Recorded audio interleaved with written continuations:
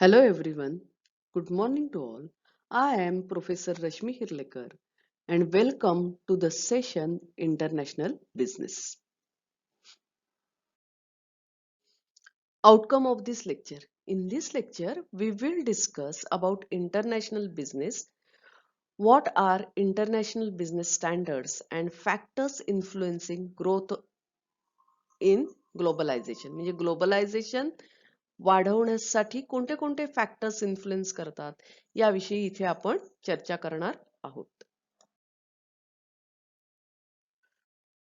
Introduction to international business. In previous lecture we have discussed about meaning of foreign trade. Foreign trade refers to trade with foreign countries. It means buying and selling of goods by one country with another country. एका देशाने दुसऱ्या देशाशी goods किंवा सर्व्हिसेसची खरेदी विक्री करणं म्हणजे foreign trade हे आपण बघितलं. फॉरेन ट्रेड कशा प्रकारे अस्तित्वात आला हे पण याचाही विचार केला. आज आपण इथे इंटरनॅशनल बिझनेस म्हणजे काय बघणार आहोत. ट्रेड आणि बिझनेस याच्यामध्ये एक छोटासा फरक आहे. ट्रेड याचा अर्थ काय की तयार माल खरेदी केला आणि तो विकला, याला आपण ट्रेड असं म्हणतो. Buying and selling of goods and services, services सुद्धा खरेदी करणं आणि विकणं हे ट्रेड मध्ये येतं.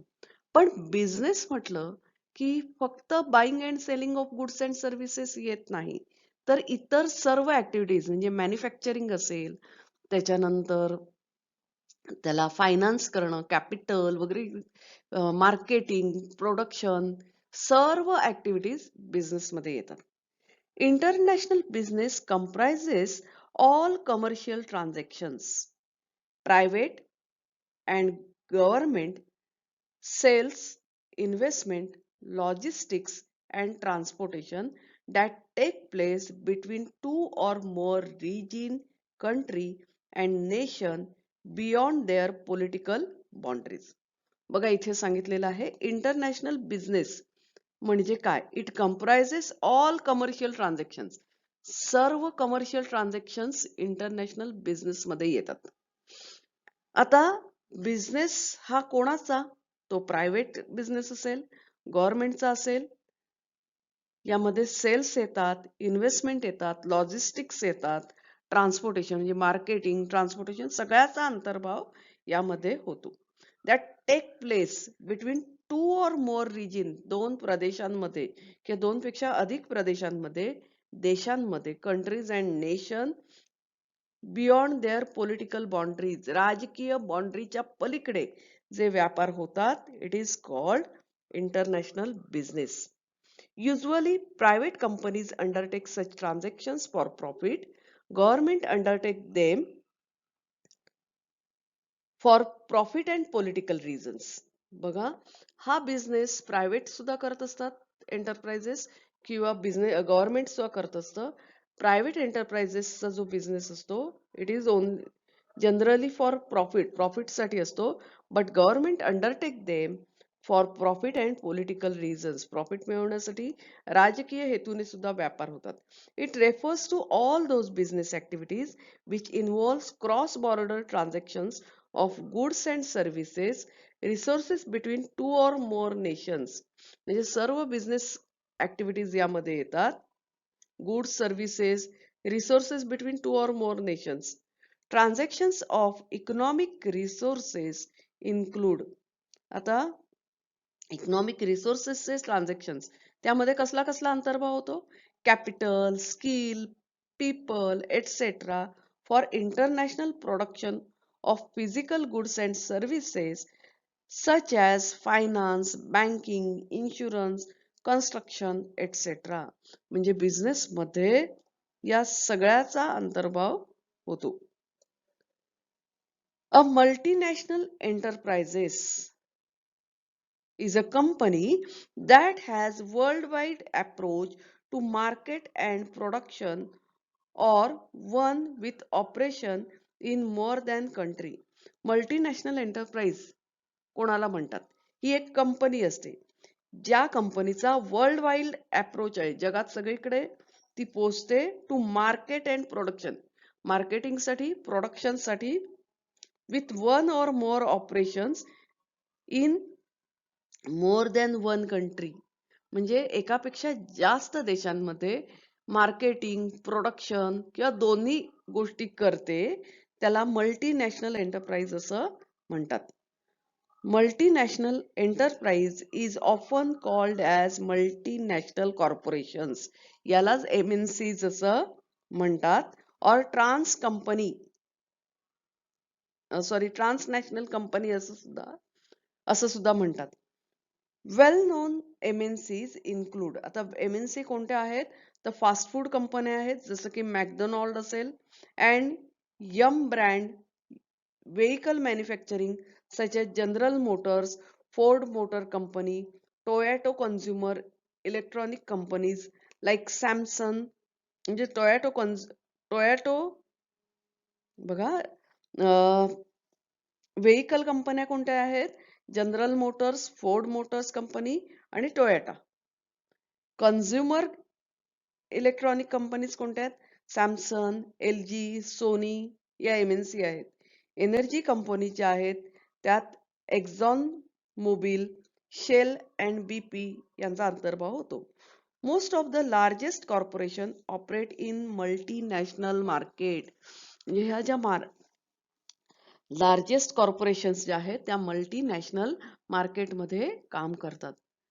Area of study with this topic include differences in legal system.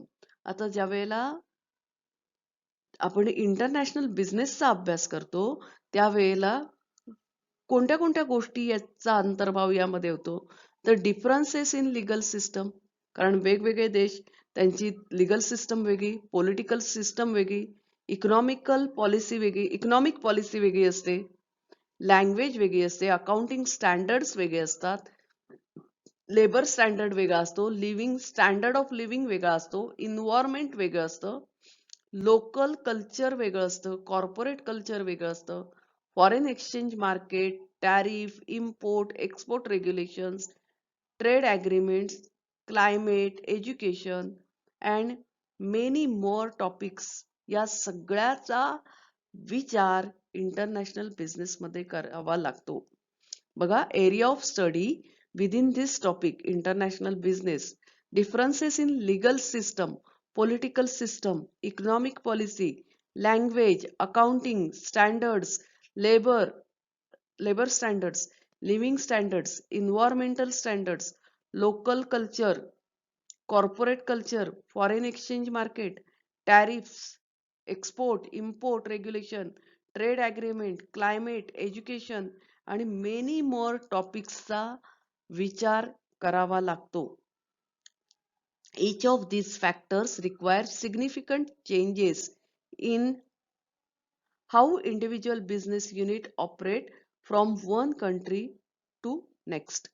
म्हणजे हे जे प्रत्येक फॅक्टर्स जे आहेत आता आपण विचार केलेले ते खूप महत्वाचे आहेत, कारण इंडिव्हिज्युअल बिझनेस युनिट ज्या वेळेला एकापेक्षा जास्त देशांमध्ये काम करतं, at that time they have to think about legal system, political system, economic policy, language, accounting standard, labor standard, standard of living, etc. म्हणजे इंटरनॅशनल बिझनेस करत असताना या सर्व गोष्टीचा विचार करावा लागतो. Now we will discuss about factors influences the growth of globalization. म्हणजे ग्लोबलायझेशन का वाढलं, कोणत्या फॅक्टर्समुळे ग्लोबलायझेशन वाढलं, त्याचा इथे आपण विचार करणार आहोत.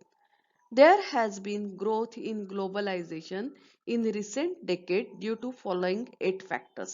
First, technology. Technology is expanding, especially in transportation and communication. म्हणजे ट्रान्सपोर्टेशन आणि कम्युनिकेशन मध्ये टेक्नॉलॉजिकल डेव्हलपमेंट जी झाली त्यामुळे ग्लोबलायझेशन सुरू झालं. सेकंड, गव्हर्नमेंट फार महत्वाचं आहे. Government are removing international business restrictions. वेगवेगळ्या देशांच्या सरकाराने आंतरराष्ट्रीय बिझनेस रेस्ट्रिक्शन्स रिमूव्ह केले. Third, institution. It provides services to is conduct of international business. वेगवेगळ्या इन्स्टिट्यूशन्स ज्या इंटरनॅशनल बिझनेस साठी वेगवेगळ्या सर्व्हिसेस प्रोव्हाइड करतात. फोर्थ फॅक्टर कोणता आहे? Consumer know about and wants of foreign goods and services. Customer म्हणजे कस्टमर्सला असलेली माहिती फॉरेन गुड्स अँड सर्व्हिसेसची त्याला आवश्यक त्याच्या wants. Consumer know about and want foreign goods and services. पाचवा फॅक्टर आहे competition. Competition has become more global. सहावा फॅक्टर आहे political relationship have improve among the some major economic powers. म्हणजे political relationship हा international बिझनेससाठी फार महत्वाचा आहे. त्याच्यामध्ये इम्प्रूव्हमेंट झाल्यामुळे ग्लोबलायझेशन वाढलं. सातवा फॅक्टर आहे countries cooperate more on transnational issues. Transnational issues जे आहेत त्याच्यावर देश एकमेकांना सहकार्य करायला लागले म्हणून ग्लोबलायझेशन वाढलं. आणि last one cross national cooperation and agreement.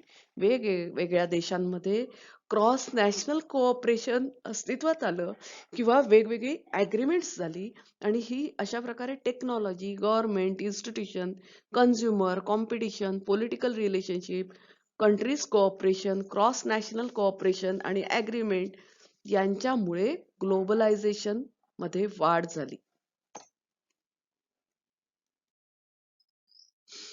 International business standards. International business standards focuses on the following. First, raising awareness of interrelatedness of one country's political policies and economic practices on another. आता international business standards कशावर focus करतं? तर awareness, जाणीव निर्माण करणं कशाविषयीची? interrelatedness of one country's political policy and economic practices on another. म्हणजे देश एकमेकांवर देशाच्या ज्या पॉलिटिकल पॉलिसीज ज्या आहेत किंवा इकॉनॉमिक प्रॅक्टिसेस ज्या आहेत त्या दुसऱ्या देशाशी इंटर रिलेटेड असणं याची जाणीव निर्माण करणं. जाणीव झाली तरच आंतरराष्ट्रीय व्यापार शक्य आहे. Second, learning to improve international business relation through appropriate communication strategies. वेगवेगळ्या देशांमध्ये अप्रोप्रिएट कम्युनिकेशन स्ट्रॅटेजीचा उपयोग करून इंटरनॅशनल बिझनेस रिलेशन वाढवण्यासाठी प्रयत्न करणं. Third, understanding global business environment. म्हणजे ग्लोबल बिझनेस इन्व्हायरमेंट काय आहे ते समजून घेणं. That is inter connectedness of culture, political, legal, economic and ethical system. म्हणजे कल्चर, राजकीय, लीगल, इकॉनॉमिक आणि इथिकल सिस्टम समजून घेणं जेणेकरून ग्लोबल बिझनेस इन्व्हायरमेंट निर्माण होईल. Fourth one, exploring basic concept underlying international finance. म्हणजे वेगवेगळ्या कन्सेप्ट शोधणं जसं की international finance, management, marketing, trade relations. And last one, identifying forms of business ownership and international business opportunities. वेगवेगळ्या बिझनेसचे प्रकार शोधणं आणि त्याचबरोबर इंटरनॅशनल बिझनेसच्या संधी शोधणं. ह्या सगळ्यावर इंटरनॅशनल बिझनेस स्टँडर्ड फोकस करतं. Bye focusing on these, student will gain better understanding of political economy. These are tools that would help further business people to bridge the economical and political gap between countries. म्हणजे देशामध्ये economical आणि political gap जे आहेत त्या gap कमी केले की international business वाढू शकतो. आणि therefore international business standard focuses on raising awareness, learning, understanding, exploring and identifying. Today, we have discussed about what is international business, factors influencing the growth of international business, and international business standard. We will stop here. Thank you and happy learning to you.